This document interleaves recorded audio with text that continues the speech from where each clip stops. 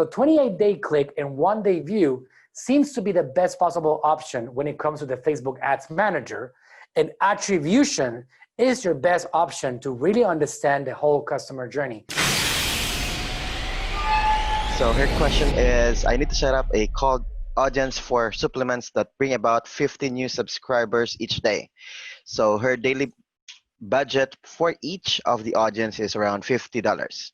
So I want to test out 5 audiences and find the winning one in 1 week and then double the budget on the winning one. I would like to know how to set up the audiences the ninja way, what size or audience size should be per audience or per ad set to get enough reach and daily spent. I see different approaches from different sources with only a few interests in the top layer and narrowing down with 30 plus interests or demographics or the other way. Lots of interests in the top layer and narrowing down the subsequent layers. What is the correct way? What size is the size of the cold audience? And when to use the detailed targeting expansion? Okay, I can ask a question as a follow-up question to that question. What is the market? Who are we talking to here? Who is the audience? What are the products and services? If you can answer that to me, Claudia, I can give you a smarter answer to that one. That would be very helpful. This is possible, just so you guys know. Doing $1 leads, which is what you're looking for. If you're trying to get 50 messenger subs per day and your budget is $50 a day, you better have a big market, because the bigger the market, the lower the cost of leads. That's just the way it is. If you have a really, really small niche audience, you're not paying $1 a lead. You're not gonna do that. Not in our wildest dreams, we've been able to accomplish that. Right now, I can tell you that probably our best performing campaign of all time, we have done leads for less than $1, but it's been a huge subject. For example, the ketogenic diet is such a big subject and it went so viral. Jorge, how many leads do we get? Like, remember the cost per lead at our lowest? 69, 40? About 29.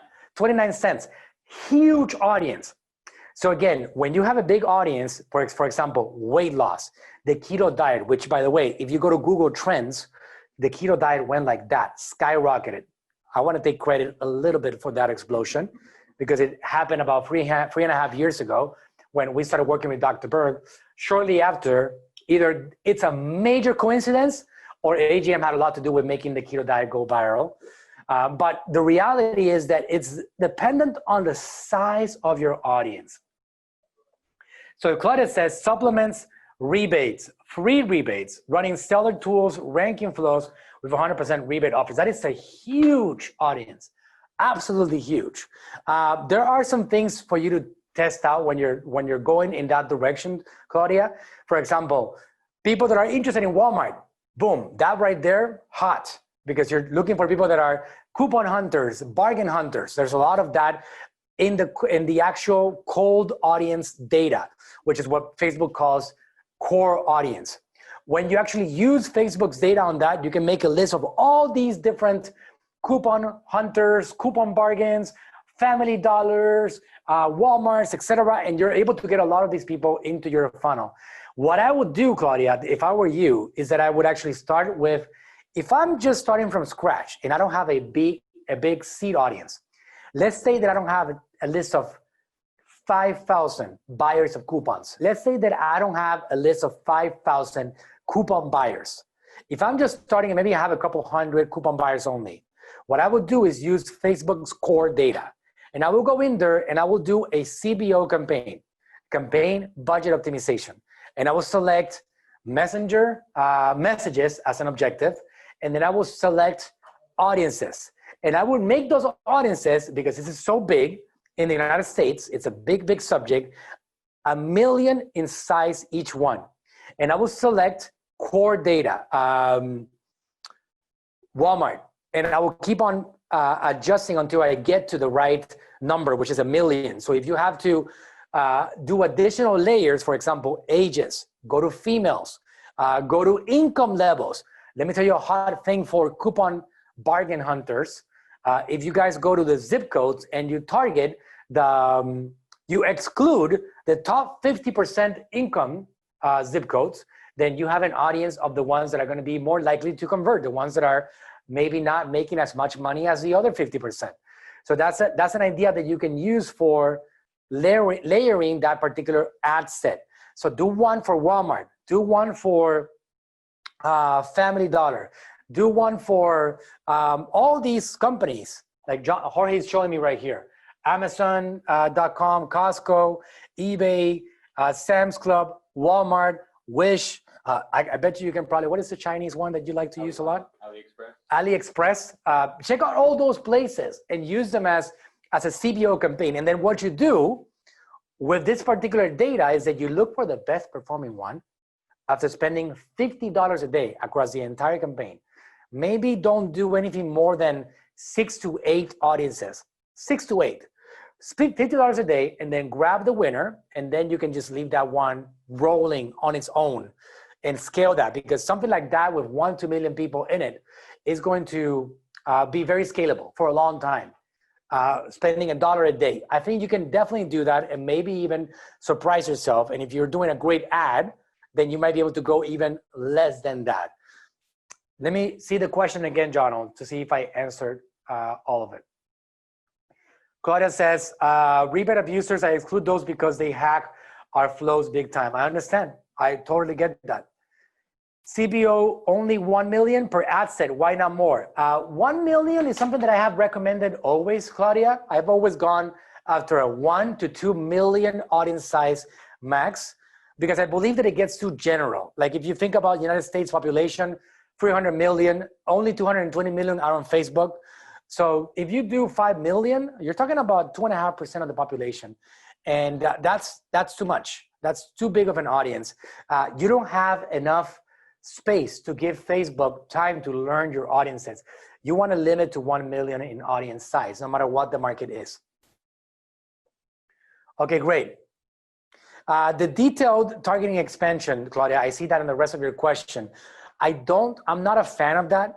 When you select that option, and I'll tell to all my account managers, all of you guys, when you select that option right there, you're putting the control on Facebook's hands and taking it away from you. And when it comes to targeting, I want to find that audience that's 1 million or 2 million or 1 million or 500,000, depending on your audience, depending on your country. And don't check that button, because I have seen generally that Facebook starts throwing a lot of people in there, and it's not necessarily the ones that we want to reach. So that would be my only concern on selecting that detailed expansion of targeting. Definitely not something that I highly recommend. I think they have been improving that and getting better at it, but it's not where it needs to be. They're trying to do that because it makes it easier for you to spend money when they check that box. They need to make money, guys. Sure, they want to give you results, but you still need to make sure you can protect your money. And if you know marketing, you should be able to adjust it yourself and find an audience that you can test. And with CBO, you should be more than set up to be able to scale that correctly. All right, John, what's next? Okay, John, I'll read it. All right, so question from Chanel. I wanted to ask about attribution window settings in the Ads Manager. Do you set it on the default of 28 days click and 1 day view for your clients, or the broader days 28 day click and 28 day view? It makes a huge difference on ROAS when I go from 1 day view to 28 day view. This significantly increases the ROAS. What should be the pros and cons of each window setting? Thank you. Great question. Can you stop sharing your screen? So Chanel, since you're here, can you answer me a question? Did you do the training that I did about 2 months ago on Facebook attribution? Yes or no? You did. Okay. When it comes to client relationships, I'm trying to go more in the direction of showing the data inside attribution, because it does present a much broader picture of the entire marketing landscape. So if you need to refresh that, I want to make sure that you guys are using that more and more. Rain, you can do me the favor while we're talking, if you can find a link to the attribution training, because we are using that tool more and more now, and it's opening up our eyes in a big way in regards to data and the customer journey, the complete customer journey. There are many reasons why the attribution settings changed so much. Number one, when you only use the Ads Manager attribution setting, it's not giving credit to other pieces of your marketing funnel. No credit at all. It's only giving credit to the Facebook family of apps. And that doesn't really present a good picture. When it comes to the default settings, I do not even touch them. I leave them the way it is. The main reason for that is because they are using the 28-day click, one-day view as a standard because it has been tested thoroughly throughout like years of data science, because they assume that if somebody watches, and this is where the limitations come in. There's a lot of limitations on the Ads Manager data. When somebody watches an ad, they don't click on it, and then they jump off, and they get an email from you 6 days later, and they get an email from you 14 days later, and they get another messenger broadcast 20 days later, and then 27 days later, they get an email from you, and finally, they go and they purchase. Facebook still wants to get the credit for that if you do the 28-day view. And that's not right, because there's 7 other pieces of communication that happen along the way that should have gotten credit for that, but Facebook takes the credit. Just because somebody saw it, just because it was impressed on them, they saw the video, they saw the image, they didn't even click on it. So it makes a lot more sense to do the 28-day view and 28-day click and 1-day view. The main reason for that, and that's why we've always stuck with that, and we haven't changed that default setting, is because if somebody views your ad, this happens a lot. They view it and they say, oh, 𝗟𝗘𝗔𝗥𝗡. Wow, these guys, I've been seeing them quite a bit. I like that. Maybe I'm gonna go into and buy the program. They drop their phone, they don't click on it, they open up their laptop or their iPad, they type in 𝗟𝗘𝗔𝗥𝗡 and they purchase. When they purchase that, if I have the 1-day view as the actual default setting, Facebook will tell me, because the pixel is going to communicate to the Facebook dashboard, and the pixel will tell Facebook that somebody that just viewed the ad on Facebook did not click on it, but immediately went to the website and purchased the product. That's valuable. When that's happening 27 days later, does that make any sense? 27 days after they saw an ad, I guarantee you something else was driving that conversion. It wasn't what they saw 27 days ago. So because of that, I am more inclined towards the default setting of 20-day click. Because if somebody clicks on an ad, they click on it, which is something that I explain on my attribution training, then it begins that customer journey, and now we can retarget and we can go over this. And then with the attribution settings, you can really see the effect of that click into the whole marketing equation. So 28-day click and 1-day view seems to be the best possible option when it comes to the Facebook Ads Manager. And attribution is your best option to really understand the whole customer journey. And they are very different. The numbers that you get on the Ads Manager, when you look at the attribution platform, they're going to be very, very different if you have the right assets in place, your pixel, your websites, your ad account, and all that stuff. So the question is, I have a campaign running with multiple interests in one ad set, about 20 million audience reach in each of the ad sets. So I set up 10 duplicate ads with this, and about 2 of them are giving me the target ROAS. Now, since there are multiple interests in this one ad set, my guess is that perhaps one of the interests in the main one that is getting the best results. My next step is to find which interest is doing this, and I'm going to duplicate the ad set. And Sorry, I was I was asking something to Christian here. Just because I want to make you talk more. Let's start over, okay? Let me just paraphrase his question. So Santosh has a campaign running with each of the ad sets, with each of the ad sets having multiple interests on it. So each ad set has around 20 million audience potential reach. So 1 or 2 of those ad sets actually is generating a good amount of ROAS. I think Santosh is probably running a worldwide campaign, right? Because a 20 million audience is like intense. Probably has 10 or more interests in one ad set. Is Santosh here? He might not be here, right? Yeah, he might want to watch the replay. So Okay. his question is, how would he find the winning interests in the ad sets that he currently has? Okay, don't get this off the don't get above the slides yet. So I set up 10 duplicate ad sets with this, and about 2 of them are giving me the target ROAS. Okay, great. Now, since there are multiple interests in this one ad set, okay, so he's stacking interests. My guess is that perhaps one of the interests is the main one that is getting the best results. So my guess is that perhaps that one of the interests is the main one that's, yeah, you got it. That's why I don't like to stack them, because now you don't know. So again, here's a lesson for all of you guys. Do not stack interest, because then we go into what? Speculation, guessing. My guess is that this one is working and this one is not working. So you got to make sure that you are not doing this. I talk against that because otherwise you can't really judge. It's not data science. You can't really evaluate. So don't do stacking. Separate the audiences always. Just have one simple interest and just add layers like age differentiation and maybe like income levels. Don't interest stack. That way you will know always, this one worked, Walmart worked, Family Dollar did not work. Okay, great. So now we got data, and that's how you want to go about it. So that's the first thing that I would correct 𝗟𝗘𝗥𝗡 in regards to that particular thing.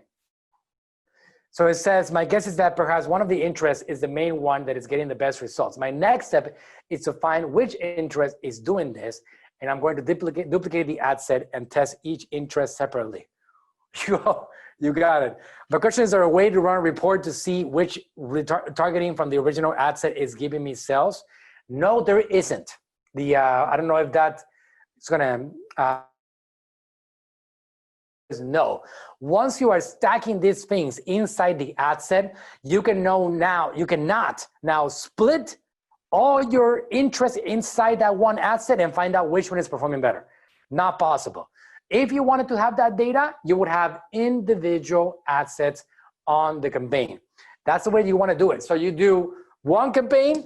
Is the CBO being now automatically turned on, or do you have to still have to click it? On my version, it's automatic. Some of you guys are going to have a default that it's clicked on. Some of you guys are not, but you want to turn on that CBO. Okay, let's make sure that it's on. And then over here, you do ad sets. And you can do up to 75 of these ad sets. Now, do you want to do 75?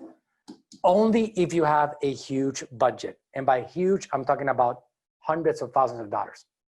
All right, I'm being like literal. You don't want to put 75 ad sets if you have a small budget, because Facebook is going to end up not spending money, and you don't have enough data to give Facebook, enough money to give Facebook so they can help you find winners. So you want to limit it to 6, 8.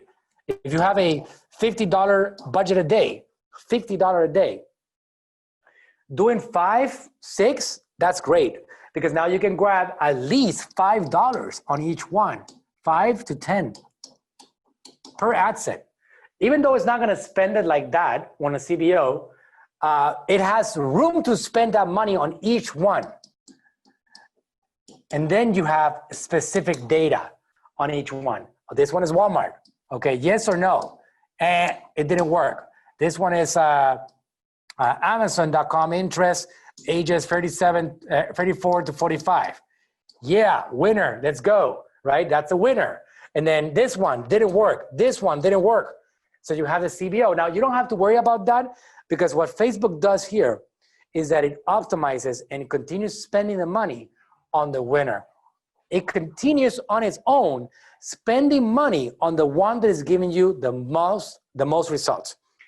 What you can do afterwards, when you're ready to scale, is that you can actually leave this running, grab this over here, and create a new campaign.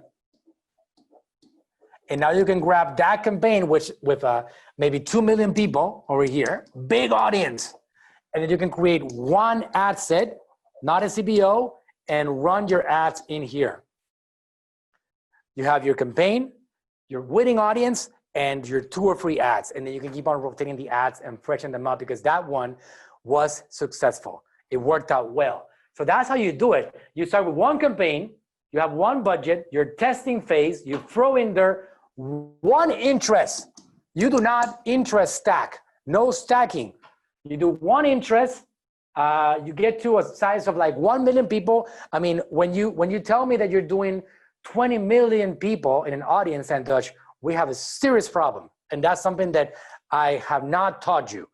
So this is something that I talk about on my course, on my programs, and over again.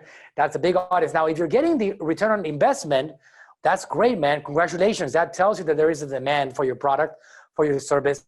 No matter what that is, there is interest. So imagine what you can do if you improve a couple of things here and there on your targeting, on your campaign budget optimization, and you really get data. And that you can scale a lot and stop wasting money on things that are not helping you enough. Because if you have like this interest right here, and this one, and this one, and this one, and this one, and they're all stacked. Well, how about if this one is not giving you anything, and this one, and this one, and you have a great return on advertising spend, 4.5. You spend $1, you get 4.5 back. That's gold right there. Well, if you eliminated this one, and this one, and this one, magical stuff will happen. It's not a very small thing. You can get your numbers way better. If I was getting a 4 return on advertising spend, wouldn't it be nicer if I can do a better structure and get a 6 or a 7, right? So you definitely want to focus on improving along the way your numbers, not just being satisfied because you're getting a good number that is your target return on advertising spend.